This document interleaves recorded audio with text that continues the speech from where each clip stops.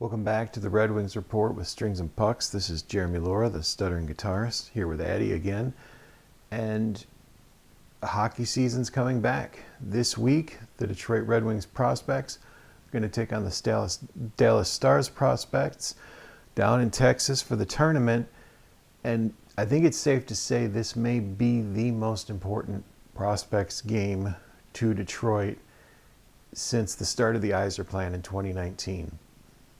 So headlining the event, kind of looking at 5 players in particular, with Shai Buium, Axel Sandin-Pellikka, Michael Brandsegg-Nygard, Nate Danielson, and Carter Bear.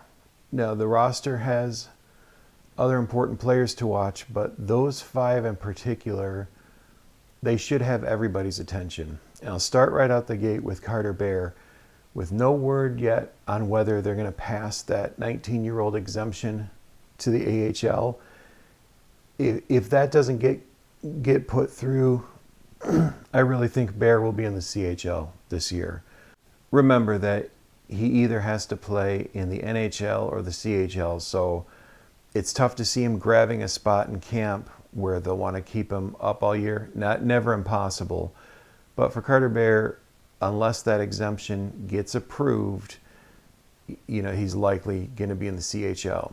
So the 4 players I think that are going to break through and have a real opportunity to make the roster are going to be the other 4, and that's Buium, Sandine Pelikka, Branziggard, and Danielson. First, I want to start with Buium.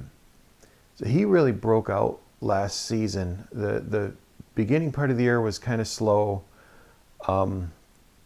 And then he ended up 8th on the Griffins in scoring. He was the 2nd highest scoring defenseman behind Tuomisto. But apart from just his scoring with his first year in Grand Rapids, he was incredibly physical. His skating, I think Buium is the best skater now, very close to Wallinder. I think those two were the best skaters at the end of the year on Grand Rapids, and Buium's all-around game seems to have, in my mind, put him a little bit ahead of Wallinder. So this is someone who, he's got the size, he's got the physicality, he's got the skating, and the good open ice presence that he could really make a push to get a job with Detroit. I think he'll have an opportunity on a call-up with the schedule, and then if he gets up and plays the way he can play, Buium could grab a 3rd pairing spot this season with Detroit. And the great news of that is, with all the guys coming off the books after this year, if Buium can grab an NHL job this year, you have that much more stability going into 26-27. But the most exciting prospect right now in terms of just global attention is Axel Sandin-Pellikka. Not just most exciting defenseman, but most exciting person in the system. That's who I get asked about. That's who people are wondering about because of that resume he threw together in Europe. Sandine Pelikka is the best, most gifted offensive defenseman in the prospect chain, but possibly that Detroit has seen in all of the Yzer plan. And I'm trying to think of another defenseman. I mean, Hronek stepped up. He was a really good find. But Sandine Pelikka's projections, they could put him as just an absolute core piece of this team. But what he has to do to make the Red Wings is a little bit different in that defensively, he's never played in the NHL at this point, and he's never had a full season in North America at this point. So he's going to have to face a game that's so much faster and more physical. Got some games in Grand Rapids, looked completely comfortable in the playoffs, able to make plays, able to be elusive with the puck, and he just opens up the ice. But the excitement around Sandine Pelikka, everybody's going to be watching him to see what he does. If he's put on 10 pounds in the weight room, if he's playing harder, faster, more physical, This is someone who has just flat out said, I want to play in the NHL. He does not want to, do time in the AHL, as it were. He wants to skip right over. He wants to go. He wants to compete. And whether or not that happens right out of training camp, that's the exact attitude you want for this team. This is a player people are asking about. Other teams asked for his name in trades. Obviously, it was a big no. So there's a lot of excitement behind Sandine Pelikka. Now you get to watch him play in 2 games where the intensity should be pretty ramped up.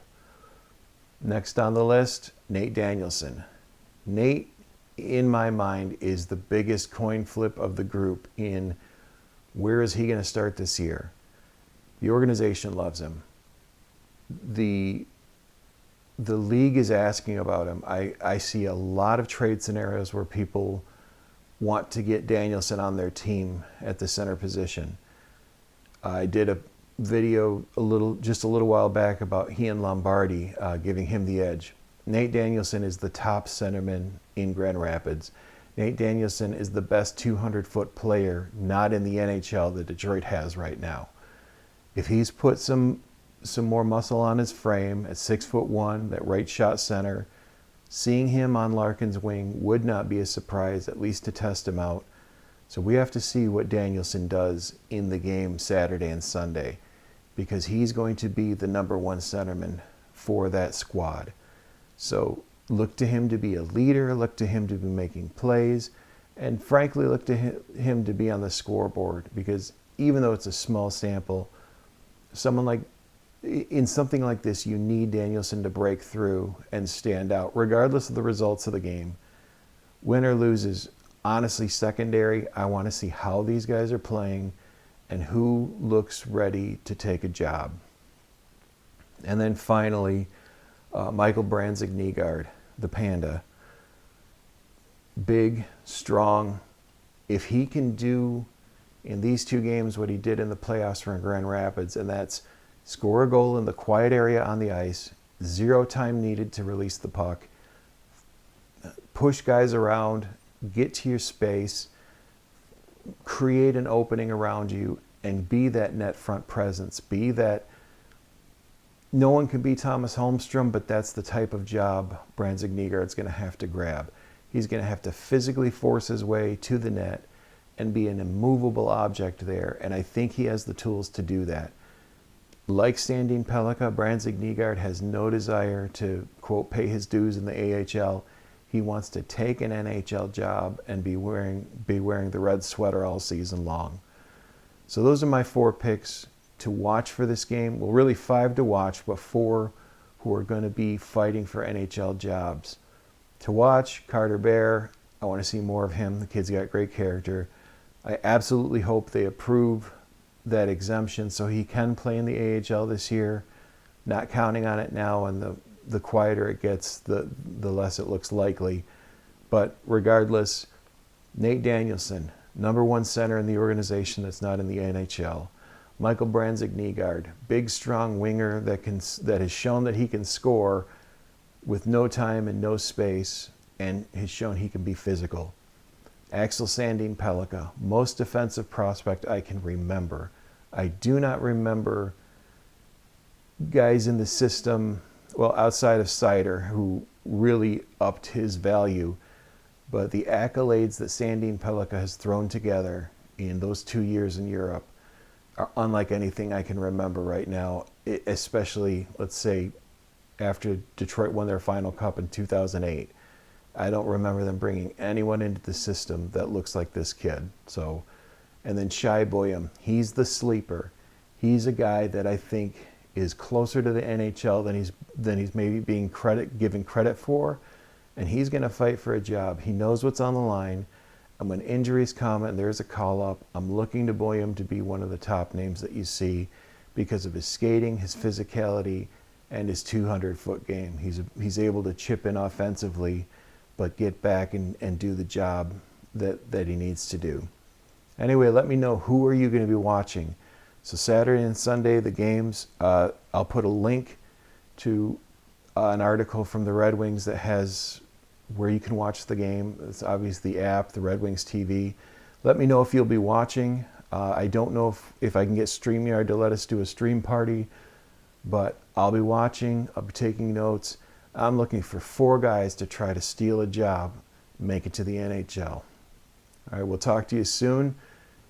We're just about there to training camp. It's a week from Thursday. Summer's wrapping up, and Yzerman has a little bit of time to make another move, to make a trade, maybe some PTOs. We'll see what he does, but we're getting close, guys, and it's going to be a lot of fun. We'll talk to you soon.